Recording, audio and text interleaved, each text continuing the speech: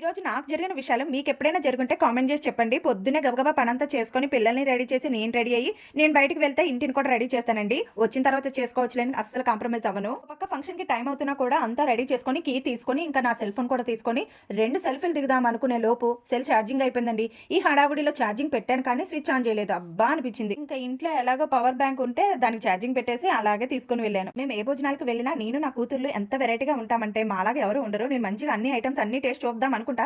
కానీ నాకక్కడ ఉన్న ఐటెమ్స్ అన్నీ చూసి కడుపు నిండిపోతుంది. ఏదో 2 రకాలు పెట్టించుకొని తినేసి వచ్చేస్తా. పిల్లలైతే ఏదో ఫార్మాట్‌గా అలా కొంచెం పెట్టించుకొని వెంటనే ఐస్ క్రీమ్, గులాబ్ జామున్ మీదకి వెళ్ళిపోతారు. ముందుగానే ఈ ప్లేస్‌కొచ్చారనుకోండి నేను తిడతాను కదా! అందుకనే కొంచెం నా కోసం పెట్టించుకుంటారు ఫుడ్ అంతే. అసలు వీళ్ళు భోజనానికి ఎందుకొస్తారో తెలుసా? ఐస్ క్రీమ్, గులాబ్ జామున్ తినటానికి. ఇంకా బయట నుండి ఇంటికొచ్చేసరికి సన్న జలుబు పడటంతో అటు ఇటు ఆరకుండా తడి దుప్పట్లను తీసి ఇంట్లో వేశానండి. మందపాటి దుప్పట్లన్నీ దండం మీదే ఉన్నాయి. ఇవి కనుక ఆరకపోతే ఎలాగా నా పరిస్థితి అనుకునే లోపు బయట ఎండొచ్చేసింది. గబగబా మళ్ళీ పైకి తీసుకొని వెళ్లి ఆరేసాను. మొత్తానికి ఎలాగో ఆరినాయి. ఇంకా నైట్ చలికి ఇబ్బంది లేదండి. ఇంతకీ నేను ఎక్కడికి వెళ్ళానో చెప్పలేదు కదా! నెక్స్ట్ వీడియోలో చెప్తాను.